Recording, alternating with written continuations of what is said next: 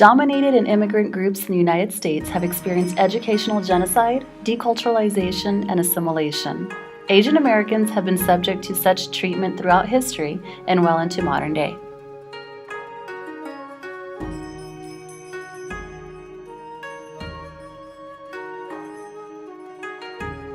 In colonial times, English tended to think of all Native Americans as the other, or as significantly different from themselves in basic human qualities. They were referred to as uncivilized savages.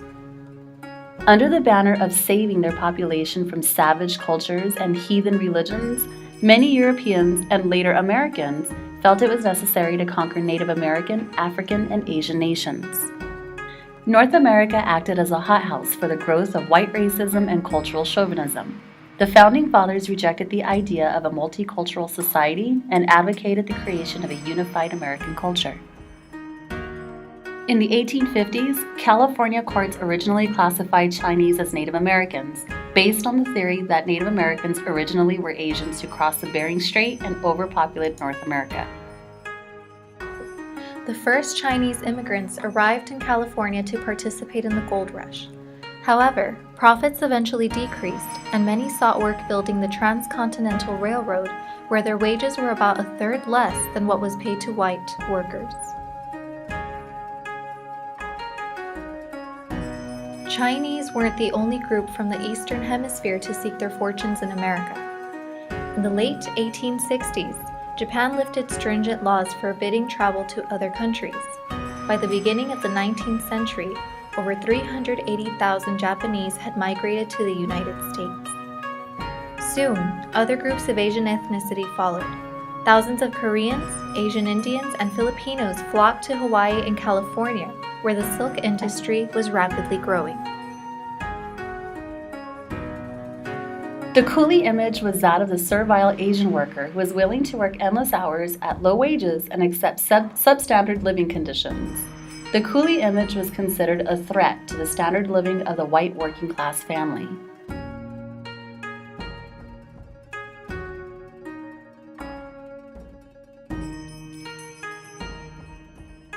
The path to citizenship was a difficult one for Asian immigrants.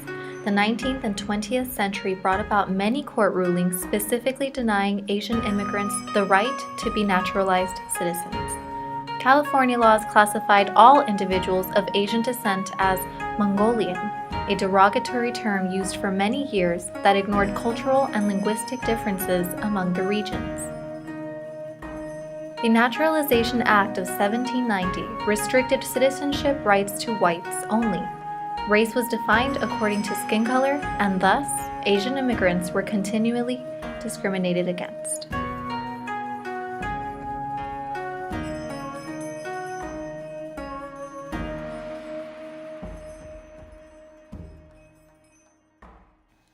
In 1875, Congress passed the Page Law, which forbade entry into the United States of Chinese, Japanese, and Mongolian contract labor.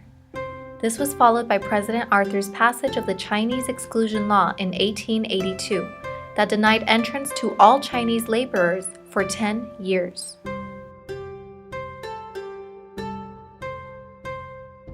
U.S. Supreme Court rulings in the 1920s narrowed the definition of free white person to exclude Asians with pale skin who claimed to share common ancestors with Europeans. These laws also denied Asians ownership of land. Laws were passed in various states denying the right to own land to individuals ineligible for citizenship. Everything changed when World War II began. Chinese had become allies and Japanese the enemy. During this time, the media depicted Chinese as hardworking, brave, and intelligent, while Japanese were depicted as treacherous and cruel.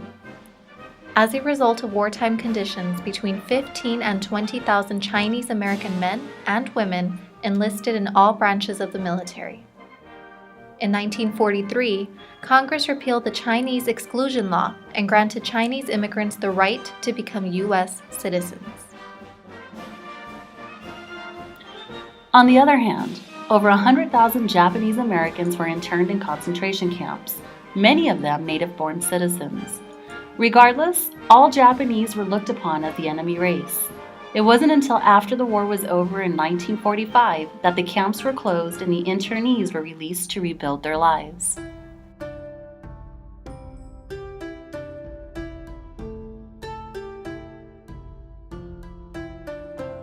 Seven years later, in 1952, the McCarran-Walter Act repealed the racial restrictions of the 1790 Naturalization Law. In addition, new immigration laws allowed greater numbers of immigrants from the Eastern Hemisphere entry to the United States. Still, Asian Americans had a lot more to face in their quest for civil rights and educational freedoms.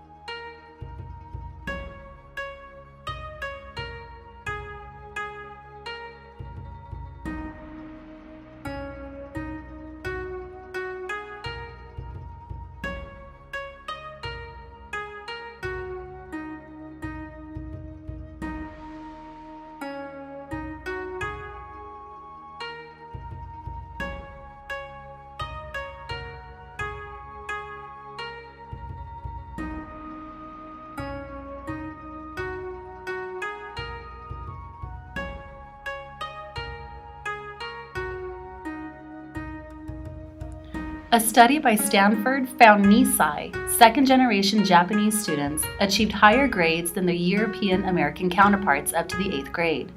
Because Nisei educational expectations were low, their grades dropped after 8th grade. They went into agriculture to follow their farming parents' footsteps. Stanford researchers expressed the first choice of Nisei college students was business, followed by medicine and engineering. The educational experiences of Asian Americans paralleled those of Native and African Americans, as they too were either denied an education and experienced segregation.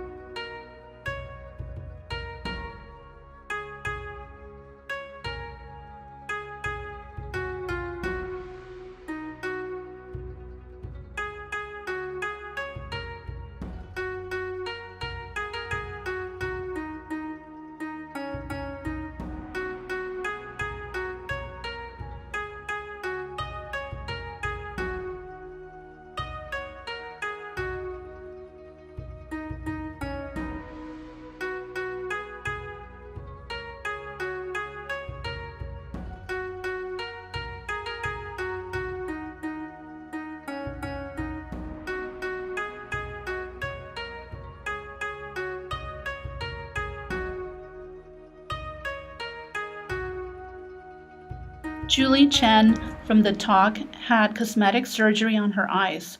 Her decision to do so came at the suggestion of an agent and news director who told Chen she'd never make it as a top news anchor if she didn't alter her appearance. More specifically, her director said, "You'll never make it on this anchor desk because you're Chinese.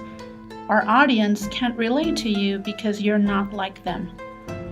On the cognitive level, what does it mean that more and more Asian Americans are getting cosmetic surgery? Who are they trying to impress, and what problems are they trying to fix? Who are they rejecting themselves in favor of? We've probably all heard the debate about eyelid surgery, whether slant-eyed Orientals are trying to look more Caucasian by making their eyes rounder and double-lidded. In grade school, middle school, and high school, females are expected to maintain straight A grades while helping their parents by working or just doing chores at home. Once they hit college and even grad school, women are expected to work and study at the same time. For women who are married while going to school, they are expected to play both roles to perfection. And once these women achieve their academic or professional goals, they feel invisible or isolated from their superiors and even their peers. Asian Americans are still the targets of much prejudice, stereotypes, and discrimination. For instance, the persistent belief that all Asians are smart puts a tremendous amount of pressure on many Asian Americans. Many, particularly Southeast Asians, are not able to conform to this unrealistic expectation and in fact have the highest high school dropout rates in the country. Examples of microaggressions Asian Americans face include exoticization of Asian women, pathologizing cultural values, communication styles. Asians may have cultural values and communication styles that are viewed as less desirable. Second-class citizenship. White people may be given preferential treatment in business, work, or social setting, even by Asians themselves. Invisibility. Asians may not be considered people of color or will be considered to be part of white people, despite not being fully accepted by them. Denial of racial reality. A claim that Asians are not affected by the above microaggressions, discriminated against, or if they are, it only helps them.